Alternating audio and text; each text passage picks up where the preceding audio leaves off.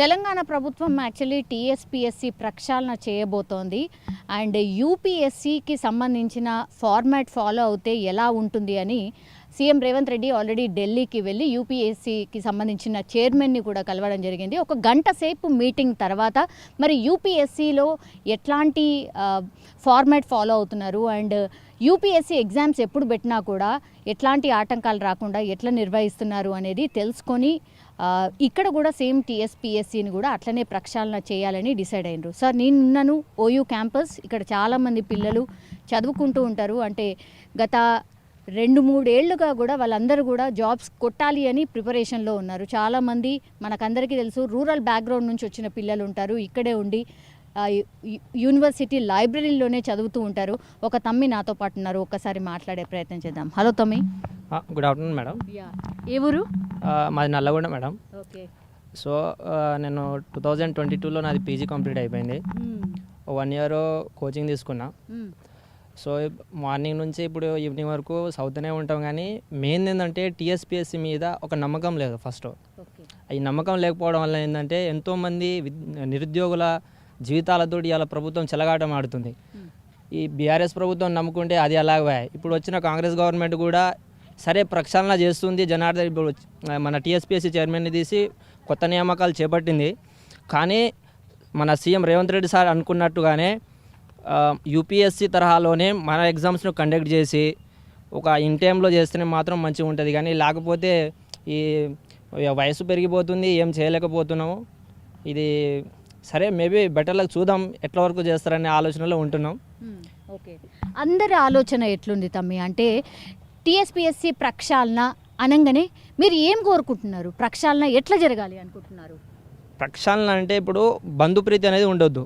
Main ఇంతకుముందు మన BRS government పడిపోవడానికి గల కారణమే ఈ పేపర్ లీకేజ్ మెయిన్.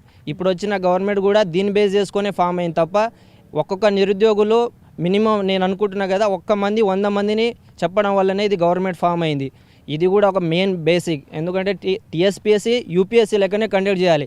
ఒక్క పొరపాటును కూడా పేపర్ లీకేజ్ కానీ ఇలా చేస్తే మాత్రం కంపల్సరీ ప్రభుత్వం పడిపోతుంది, ఇంకోసారి రాదు.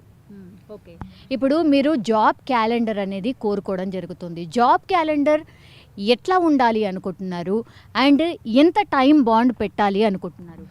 టైం బాండ్ అంటే మేడం ఇప్పుడు ఒక్క నోటిఫికేషన్కి 6 months ఎనఫ్. ఎందుకంటే ఆ నోటిఫికేషన్ ఇప్పుడు గ్రూప్ 1 అంటే కొంచెం గ్రూప్ 2 అలాంటి వాటికైతే 1 year పడుతుంది. ఇప్పుడు టైం పీరియడ్ అంటే స్పెషల్గా ఒక నోటిఫికేషన్ ఒక్కో విధంగా ఉంటుంది, మనం చెప్పలేం మేడం. ఇప్పుడు ఆల్రెడీ జాబ్ క్యాలెండర్ ఇస్తామని చెప్పిండు కదా, ఆ జాబ్ క్యాలెండర్ ఫాలో అయ్యి నిరుద్యోగులను సంతృప్తిపరిస్తే చాలు మేడం. ఇది తెలంగాణ యువత కోరుకుంటుంది, ఇంతకంటే ఇంకేం లేదు. సరే మంచిదే అవుతుందని హోప్ తోటి చదువుతున్నాం. మరి ఎంతవరకు అవుతుంది అనేది చెప్పలేము మేడం. నీకున్న ఐడియా ప్రకారం తమ్మి నీలాంటి వాళ్ళు ఎంతమంది చదువుతున్నారు? నీకు కాంపిటీషన్ ఎంతమంది?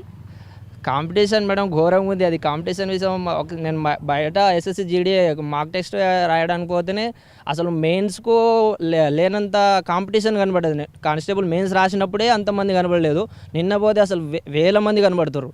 ఘోరంగా ఉన్నది. ఎందుకంటే తెలంగాణలో జాబ్ కొట్టడం అంత ఈజీ కాదు. సో అందుకే నేను కాంపిటేటివ్ సెంట్రల్ లెవెల్లో ప్రిపేర్ అవుతున్నాను మేడం. డైవర్ట్ అయినా ఆల్రెడీ. ఏంటంటే నమ్మకం లేదు. 1 year తీసుకున్నా కానీ ఇప్పుడు తప్పదు. ఏంటంటే ఇప్పుడు బీఆర్ఎస్ గవర్నమెంట్ అటే చేసింది, ఇప్పుడు వచ్చింది ఎట్లా వరకు అవుతుందో కానీ చెప్పలేం. సో మేబీ బెటర్ లక్ ఎట్లయితే అట్లా. ఇప్పుడు టీఎస్పీఎస్సీకి సంబంధించిన చైర్మన్ ఎవరు ఉండాలి, అందులో సభ్యులు ఎవరు ఉండాలి అండ్ టీఎస్పీఎస్సీకి సంబంధించి ఆ ఆఫీస్లో అసలు ఎంప్లాయీస్ ఎవరు ఉండాలి, ఇది కూడా ఒక చర్చ నడుస్తుంది. ఎందుకంటే వాళ్ళ వల్లనే కదా ఈ పేపర్ లీకేజెస్ ఇవన్నీ కూడా మీ ఆరోపణలు. సో ఎవరుంటే బాగుంటుంది అనుకుంటున్నారు? మేడం ఎస్పెషల్ ఏంటంటే ఈ బంధుప్రీతి అనేది ఉండదు. ఇది మనకు తెలిసిన వాళ్ళు కదా, ఏం తెలియని వాళ్ళని తీసుకొచ్చి అలా పెట్టిండు అనుకో. మన ఎంతోమంది ఇప్పుడు నిరుద్యోగులు వాళ్ళ బాధలేందో అసలు యాక్చువల్లీ కరెక్ట్ ఎవరైతే ఆ టీఎస్పీఎస్సీ బోర్డులో ఎవరినైతే ఈ నియామకం చేయాలో వాళ్ళనే చేయాలి. కానీ ఈ బంధుప్రీతిని పట్టుకొని ఇది నావాడు కదా ఆయన మావాడు కదా అని పెడితే మాత్రం మళ్ళీ నీ పని అంతే అవుతుంది, ప్రభుత్వం పడిపోతుంది, నిరుద్యోగులు ఇంతే ఉంటారు, ఇక పెళ్ళి కాదు ఇంత అలా అవతారం అంతే ఉంటుంది మేడం. ఓకే, ఇప్పుడు నీలాగా చాలా మంది అంటే విలేజ్ బ్యాక్గ్రౌండ్ నుంచి వచ్చిన వాళ్ళు ఉంటారు. మీ తల్లిదండ్రులు ఏం చెప్తున్నారమ్మా? మేడం మరి ఏంద్రా ఏమైనా అప్లై చేసావా, ఇంతవరకు ఏమైనా జాబ్స్ అప్డేట్స్ ఏంటంటే సరే చేసాం, ఇంతకుముందు రాసినాం, అది కూడా ఇప్పటివరకు రిజల్ట్ రాలేదు, చూస్తున్నాం, మరి సెంట్రల్లో ప్రిపేర్ అవుతున్నాం అని చెప్తున్నాం మేడం. అంతే. అవునా? ఇప్పుడు మీ అమ్మ నాన్న ఏం ఫికర్ చేయకు, ఇది కాకపోతే వేరేది అంటూ ఇట్లాంటివి కూడా తల్లిదండ్రులు చెప్తూ ఉంటారు కదా, మీకు కూడా ఆ మాటలు చెప్తున్నారా? యాక్చువల్ నేను కానిస్టేబుల్ మెయిన్స్ రాసిన మేడం, అది 117.5 వచ్చింది, 126 కటాప్ వెళ్ళింది. సో మా వాళ్ళు ఏం చెప్పారంటే, ఏం కాదురా, సరే మనం అనుకున్నది రాకపోవచ్చు కానీ నీకు వేరేదైతే వస్తుంది కంపల్సరీగా చదువు అన్నట్టు నాకు చెప్పారు మేడం. ఓకే, ఎంత సీరియస్గా ప్రిపేర్ అవుతున్నారు? మేడం హార్డ్లీ చెప్పాలంటే నేను 1 ఇయర్ నుంచి గట్టిగా కూర్చుంటున్నా. Present maybe central SSC GD పడుతుంది, దానికి ప్రిపేర్ అవుతున్నా మేడం.